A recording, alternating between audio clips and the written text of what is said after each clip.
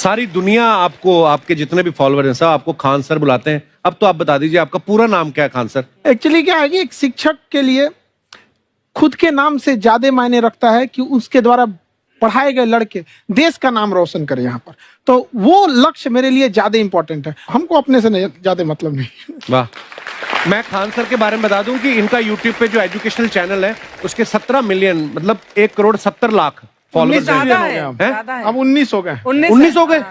बाप रे, क्या बात है, वाह। तो लॉकडाउन से पहले सर 30,000 थे। हाँ। एकदम लॉकडाउन के बाद जितनी आपकी सब्सक्रिप्शन बढ़ी है उतनी तो ओटीटी प्लेटफॉर्म्स की नहीं बढ़ी जितनी आपकी बढ़ गई।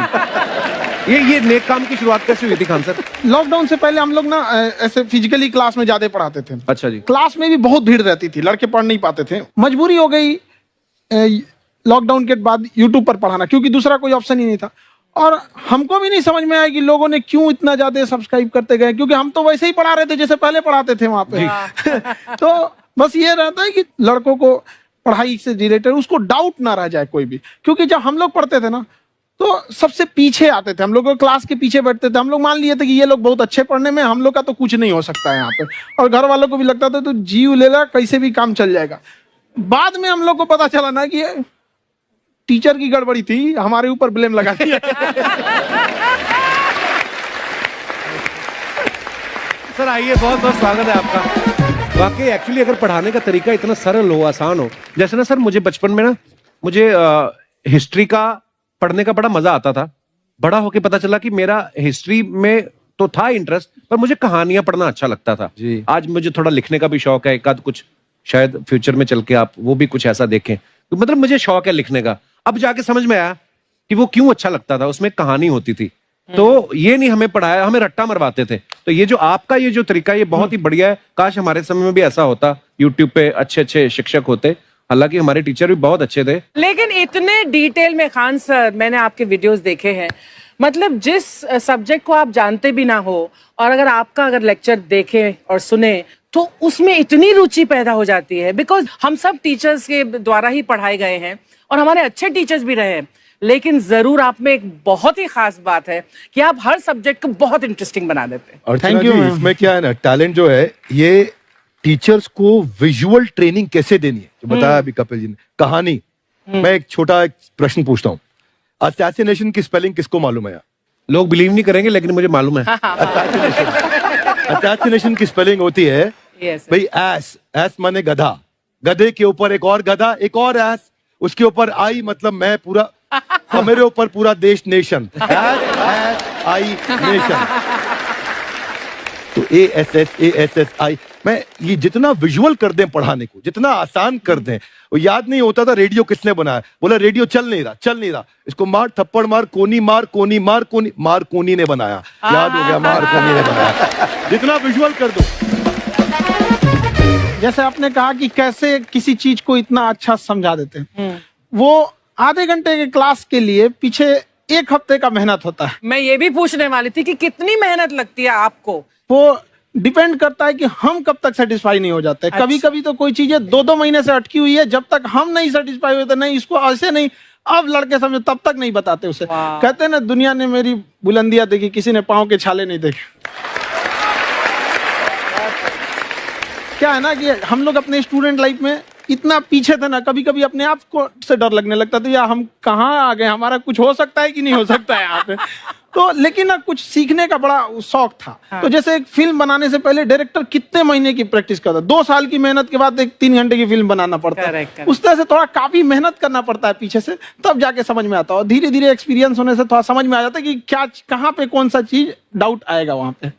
और आपसे पढ़ाई करने का ये भी फायदा है कि ये पीट नहीं सकते ना यूट्यूब चैनल से, अंदर से निकल के थप्पड़ भी नहीं मार सकते। हमें तो पीटा इतना है ना, हम तो मतलब टीचर से सवाल नहीं पूछ सकते थे। अभी बचपन में पूछ भी लिया ना कि सर सूरज कितना दूर है, तुझे जाना है उधर है। मतलब ये नहीं कि बच्चे के साथ दोस्ती करो, उसके साथ। आजकल माहौल बहुत बदल गया है। Yes, yes. अब तो बच्चों की पिटाई भी नहीं होती, हमारे टाइम बड़ी पिटाई होती थी। हम भी कहते हैं, हमसे भी लड़के नहीं पूछते हैं, क्योंकि उन्हें पूछने की नौबत ही नहीं आती है। अच्छा। क्लियर हो जाता है ऐसे ही। वाह, क्या बात है। मैंने देखा है सर आपके फॉलोअर्स में रवीना टंडन भी है एक। तो जब आप आए, कितनी मुस्कुराहट आई खान साहब आपके। तो जब कभी आप कोई नया वीडियो डालते हैं तो आप उनको पर्सनली मैसेज करते हैं कि किसी चीज पे डाउट हो तो कॉल मी एनी टाइम, ऐसा करते हैं आप। अच्छा, विवेक सर के बारे में हमने सुना है कि किसी को बिजनेस रिलेटेड प्रॉब्लम हो तो ये 5 सेकंड के अंदर जवाब दे देते हैं। जब भाभी जी आपको तैयार होने के बाद पूछती मैं कैसी लग रही हूँ, 5 सेकंड में जवाब दे पाते हैं आप? देखिए, इसमें तो सभी लोग पीड़ित है और हर जगह, हर घर में ये जरूर सुना होगा सबने कि बच्चों के चक्कर में तुम्हारे साथ रह रही है, वरना तुमको तो कब का छोड़ के चली गई होती। ये बड़ी कॉमन बात है। So right. परमीत सर बोलते हैं आपको ऐसा? आप तो कभी नहीं बोलती होंगी। इनका उल्टा है, इनका एटीट्यूड पति वाला है वैसे, तो इसलिए। क्या प्रॉब्लम है? नहीं, कोई औरतों को प्रॉब्लम मतलब मर्दों से कम बिल्कुल मत समझो। नहीं, ठीक है, पर ऐसे मुक्के वगैरह नहीं मारने चाहिए आपको।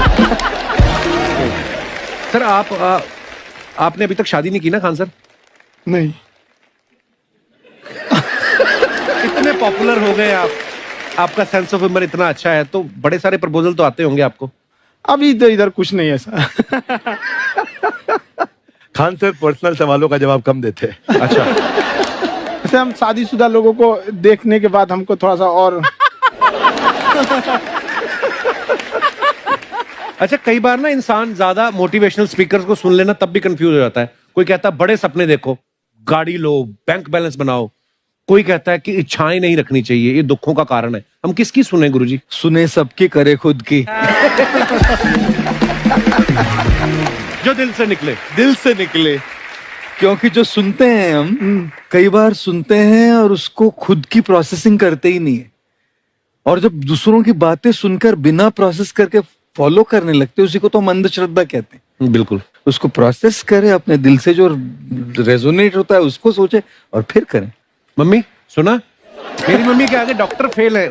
मम्मी की जो सहेली ऑन द स्पॉट इसके साथ बैठी है, और इनको अगर कोई प्रॉब्लम है, फॉर एग्जाम्पल कोई शुगर की प्रॉब्लम है, तो उन्होंने जो बोल दिया वो अंतिम सत्य है। ले मैनू फलानी कहती है, ऐ खाड़ो तो ऐ हो जाता है।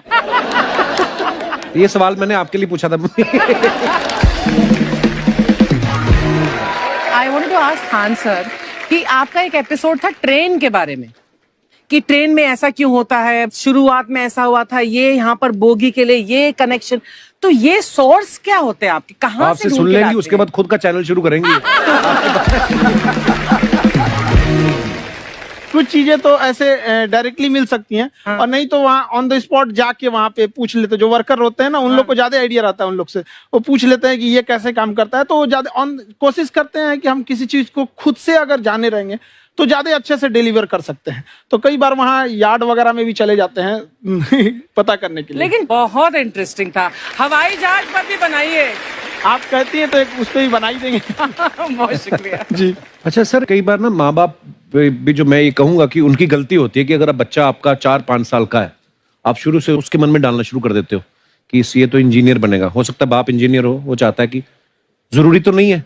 अब मेरे पिताजी पुलिस में थे जी, मेरे मामा सब आर्मी में थे, मैं अकेला इस फील्ड में निकला है, मुझे ये चीज अट्रैक्ट करती थी। ये कहाँ तक सही है सर? जी, मेरे हिसाब से तो बच्चों पे कभी प्रेशर नहीं डालना चाहिए, लेकिन साथ ही साथ हमको ये भी देखना चाहिए कि जैसे एल्बर्ट आइंस्टाइन ने एक बहुत अच्छी बात बताई थी, अगर एक खरगोश हो, एक बंदर हो, एक हिरन हो, एक शेर हो और एक मछली हो, उन सब को आप एक कतार में खड़ा कर दीजिए और उन सब के लिए एक ही टेस्ट हो कि आप पेड़ पे सब लोग कैसे चढ़ पाए। बहुत खूब। ओके, अब सबको एक टेस्ट कैसे दिया जाए? मछली तो आत्महत्या कर लेगी सोच के कि मैं तो कोई पास ही नहीं होंगी, ये मछली कैसे पेड़ पे चढ़ेगी? राइट। लेकिन कई बार ऐसे हो गया ना कि एजुकेशन सिस्टम ऐसी बन गई कि बस ग्रेड्स हो गए, सब्जेक्ट्स पढ़ने हैं, Right. जो भी किया है, और वो भी जरूरी है, लेकिन वो करते करते बच्चों की जो इंटरेस्ट है, बच्चों की जो पैशन है, उसमें उनको एंकरेज करना बहुत ज्यादा जरूरी है। एक पिताजी एक बार अपने बेटे को ऐसा चाटा मारे जोर से, तो पड़ोसी ने पूछा क्यों मार रहे जी? बोला कल रिजल्ट है इसका। कल रिजल्ट? तो बोले रिजल्ट कल है ना साहब, तो आज क्यों मार? कल बाहर गाँव जा रहा हूँ, कल का काम आज निपट के करता हूं। कहने का मतलब ये है कि आप देखिएगा कि अगर आप बच्चों को अपने कॉम्पिटेंस के हिसाब से नहीं देंगे तो ये चाटे खाते रहने पर फेल ही होते रहेंगे। बहुत खूब। ओके। अच्छा, विवेक सर का एक कहना है कि बच्चों का अगर 95% से ज्यादा मार्क्स आते हैं वो भी खतरनाक होते हैं। 75 से 85% वाले जो बच्चे होते हैं लाइफ में बड़ा अच्छा करते हैं। अच्छा। कभी किसी पेरेंट्स ने आगे कहा है कि आपकी वजह से मेरा 95% वाला बच्चा 75 पे आ गया? नहीं, बेसिकली 95%, देखिए स्कूल में जो पढ़ाई हो रही है, जो बताया, वो classroom based conceptual theoretical approach है। और उसमें बच्चे को क्या चाहिए, एक कॉन्सेप्ट होता है कि जिस सब्जेक्ट में 10 में से 3 आ रहे हैं उस पर फोकस करने की जगह वहां फोकस करो जिसमें 10 में से 7 आ रहे हैं, ताकि उसका सुपर स्पेशलिस्ट बने। पर वहां सब कुछ पोर किया जा रहा है। तो 95% के चक्कर में